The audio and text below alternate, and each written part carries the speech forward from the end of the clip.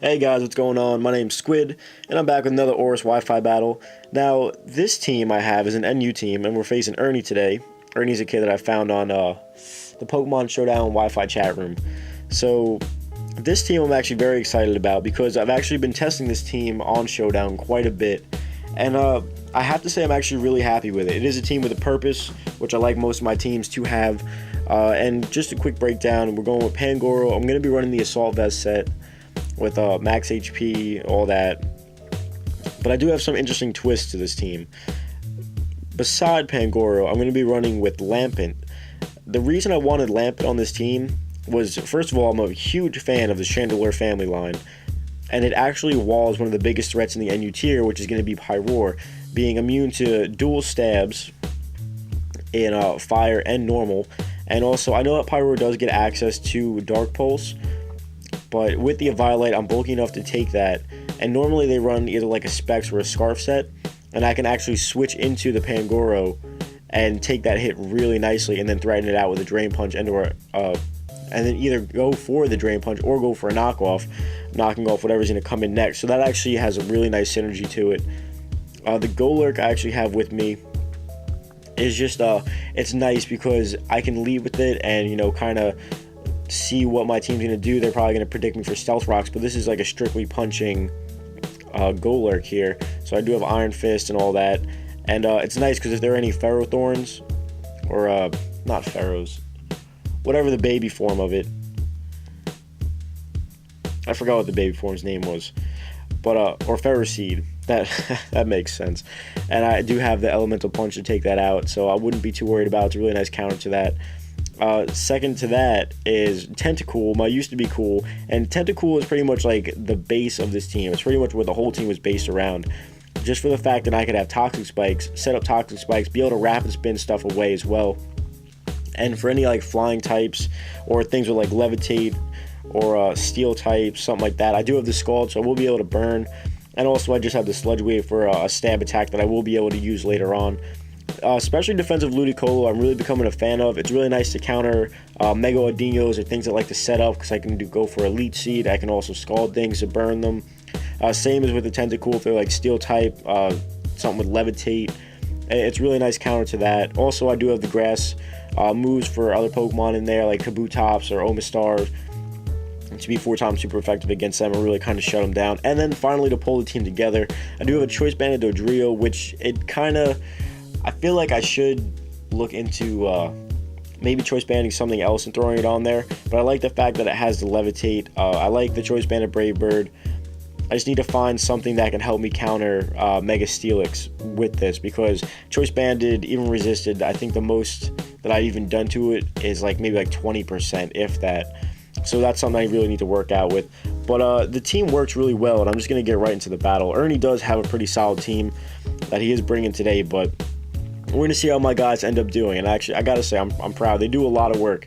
So I'm going to end up leading off with Pangoro, because when I lead off with Pangoro, I know I could take any one hit, and I can retaliate with a knockoff or a Drain Punch. He leads off with Cradily. He doesn't want to go for a Drain Punch or take a knockoff, so Sandslash is going to come in. I'm going to go for a knockoff. Knockoff his item, and it turns out he's just holding the leftovers, so it shows me he's defensive.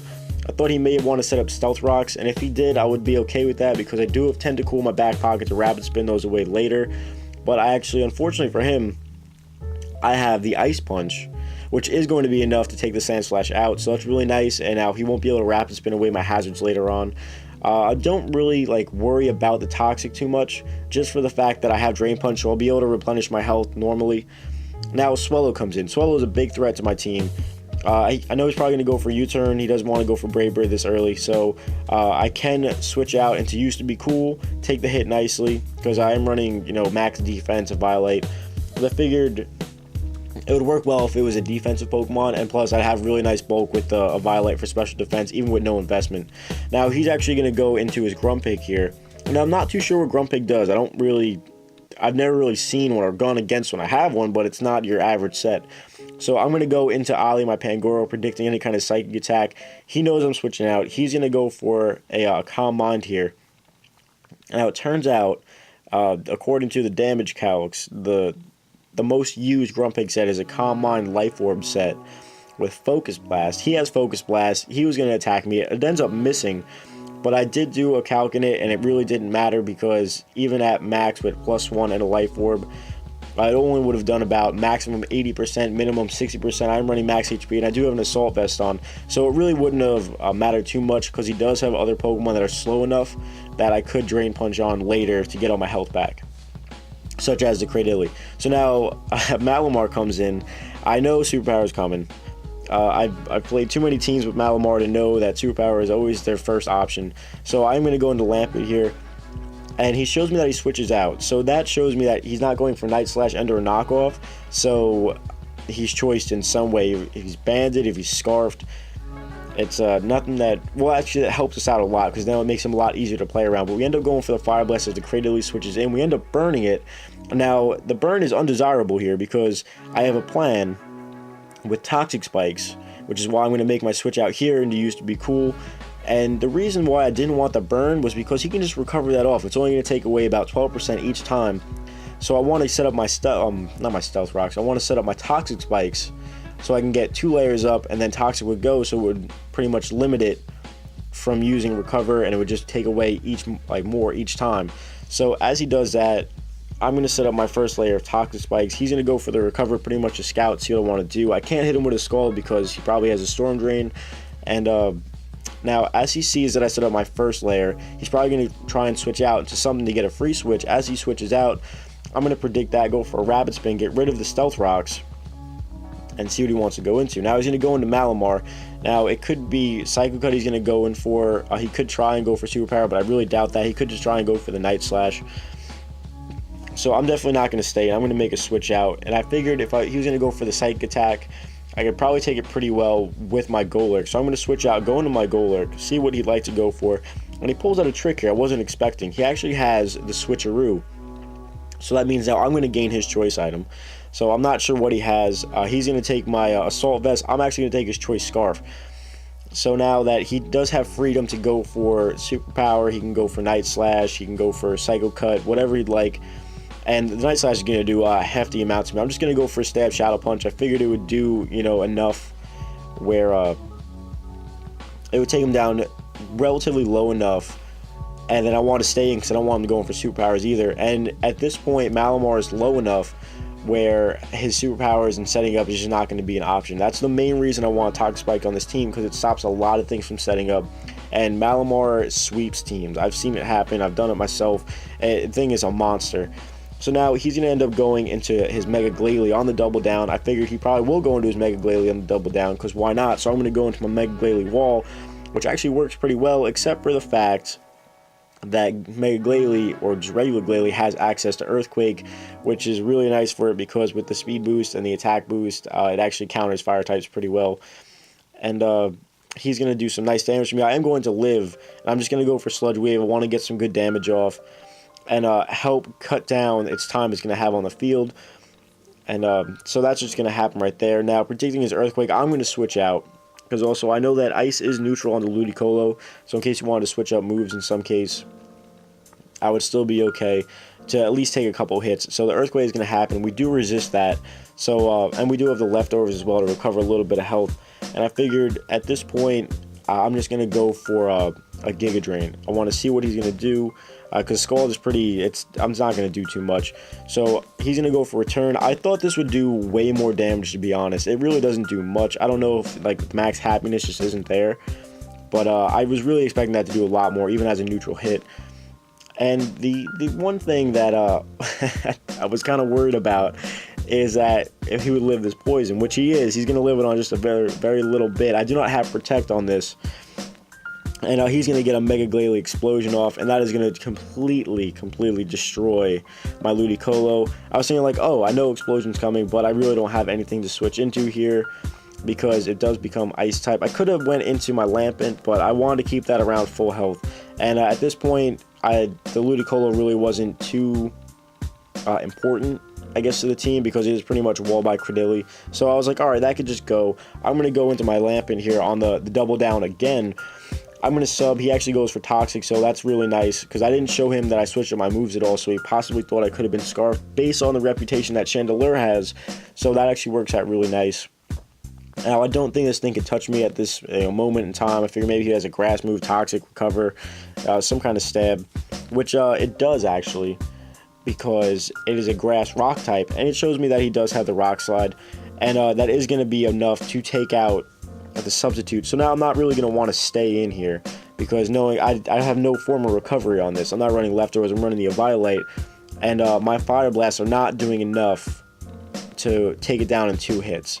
So actually here I end up staying in, predicting him to recover, trying to get a little bit more damage off, and we do get it down very slow, but his recover, it's going to put all that health right back, and our Fire Blast just isn't strong enough. So now that is going to, pretty much want me to switch out into something that could take this thing on much easier. But that burn, this is why I didn't want it to be burned. This is why I wanted the Toxic Spikes up a little bit earlier, so it would help stop this whole scenario, because if the Toxic Spikes were there, then I could keep this Fire Blasting, take the rock slides, and eventually the Toxic would build up enough to where he'd either have to switch out or he'd just let it die to the Toxic and stop trying to hang on with recover. So I'm actually going to switch out on his recover. I'm going to go back into my Pangoro, and now in case you want to switch out again, fearing the Drain Punch, I go for the knockoff, just in case. And turn out it really doesn't matter in the end. It does not matter, because he's going to go for rock slide. It's literally going to do nothing, because we do resist that, and he's not going to be able to recover back, and he's just pretty much foddering this thing off at this point. So I will be able to just go for a Drain Punch and be able to knock this guy out. Now he's going to be down to his last Pokemon. His last Pokemon can do a lot of work to my team, and I do fear it. It's going to be his Swellow. So now I have about like 3 pokes left, I believe. I have the Pangoro, Tentacool, which is pretty much dead, Lampent, and then my Dodrio. So I need to try and find a way, because once his orb, his flame or his toxic orb goes off, now he's on a timer, and I have to try and sit here and find my way around him. So he's going to go for the Brave Bird. He's not going to go for a Facade, risking not being able to kill without the boost. So the Brave Bird is going to be able to rack up a little bit of health on him. And then I see something that I really like. It's going to be the Toxic Orb here. Now the Toxic Orb is, in the long run, it's nicer for me now, because he can the Toxic is going to rack up, other than it being the Flame Orb, where it's going to be like 12% each time. So now it's going to be like 6, 12, 18, etc. So I go into Tentacool. He's going to be able to U-turn, not take any recoil from that. Now he's going to Brave Bird, because he cannot Facade my Lampent, because I'm a ghost. So he's going to go for Brave Bird. And the funny thing is, with the bulk, we actually end up living on 9 HP, and we are going to be able to go for a Fire Blast. Unfortunately, we're going to miss a Fire Blast, and he's going to end up living. Now, he still has a little bit of health left. He doesn't want to go for another Brave Bird, because he doesn't want more recoil. I'm low enough at health where U-turn is going to be able to take me out, even though it's unstabbed and resisted and all that. But with the attack investment and the boost, it is going to be enough. Now he's down in the red, and we're down to 1-on-1 now. He's completely swept through 3 of my Pokemon, and he does outspeed me. The good thing is I have priority, so I'm going to go for Choice Band and Quick Attack. And that's one of the reasons why I really like having the Choice Band on my Dodrios, because the Quick Attack really helps out against Swellows and like Zangooses and stuff like that. But that's going to end up being this NU battle. Let me know what you guys think about the new team, how you think it's built and stuff like that. And stay tuned for more, I almost said X and Y. Stay tuned for more ORAS Poke Battles. And I'll catch you guys next time. Bye.